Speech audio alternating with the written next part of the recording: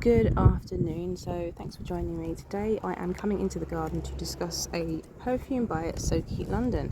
So this is actually in a collaboration with Claire Smith and Jon Snow. We thought we'd kind of gather our thoughts together and do a sort of a collaborative, I don't want to say three-way, because, you know, it's kind of a three-way scent evaluation. So you're going to get three different opinions and three different perspectives. They're all different and we all smell different things.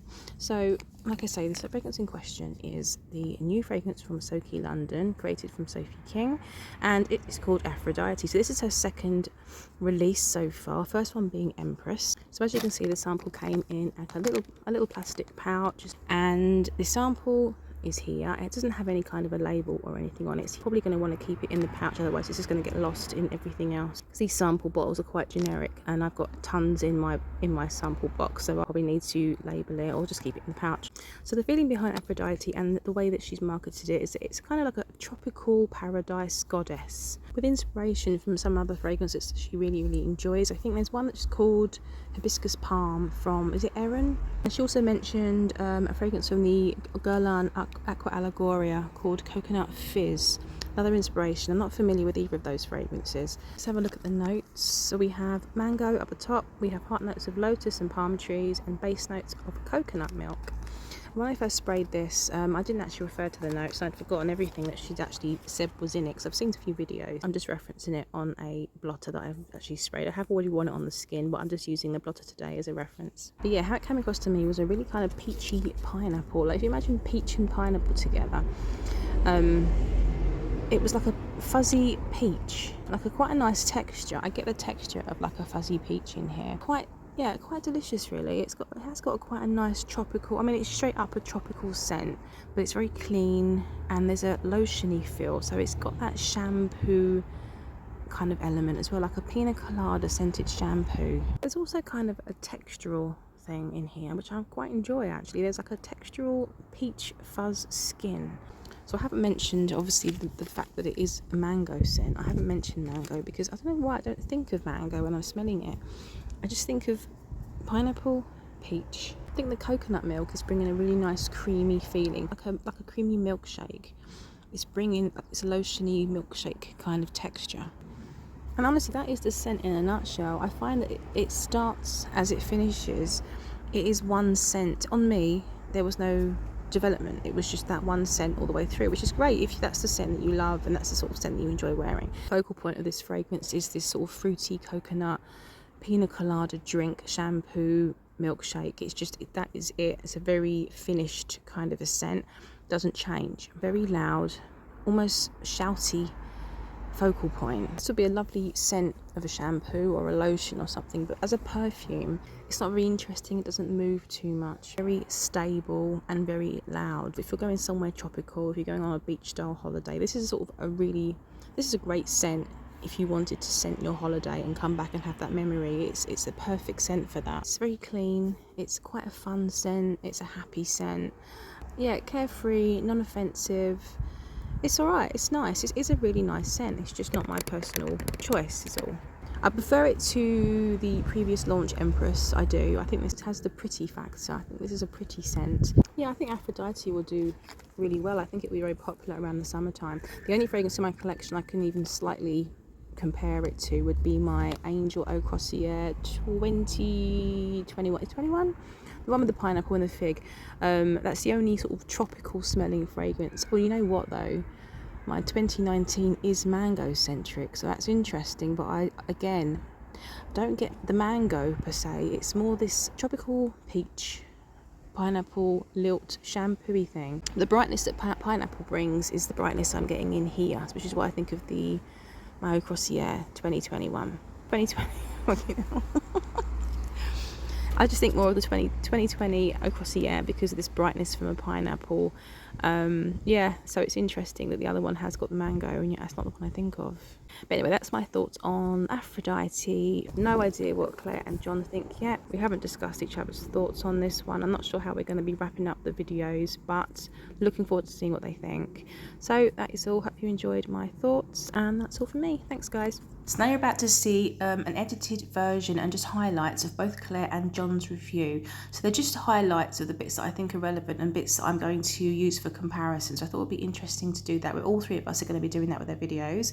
So definitely go ahead and check out both of their videos because you'll see their full review. This is just the edited version. And at the end, I'm going to give my little conclusion. So I hope you enjoy it.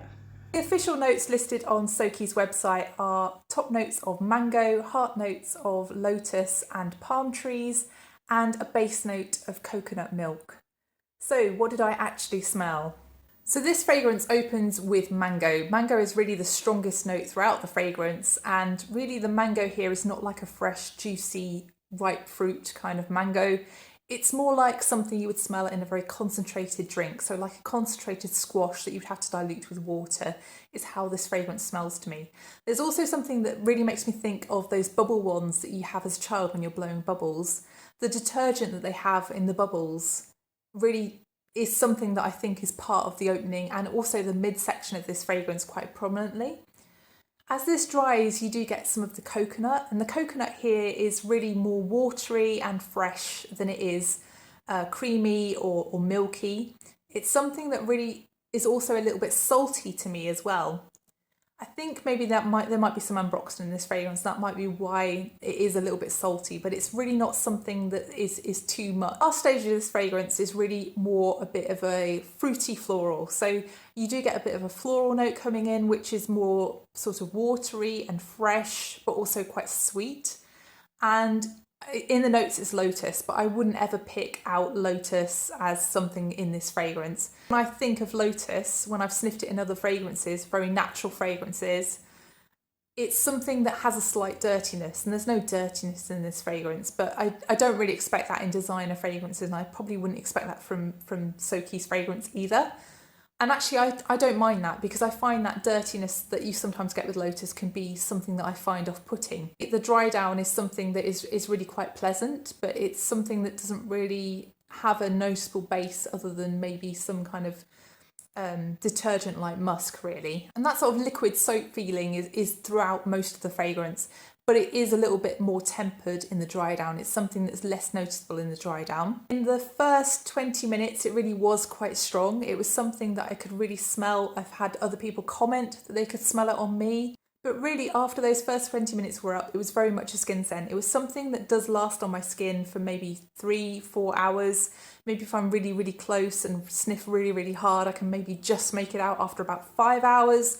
But really, it's not a long-lived fragrance. It's not short-lived either, but it's definitely much more of a skin scent than something that's going to project. It's a concentrated mango squash liquid soap, followed by a fresh, watery coconut coming in along with the soap and the mango, followed by a very light mango floral dry down.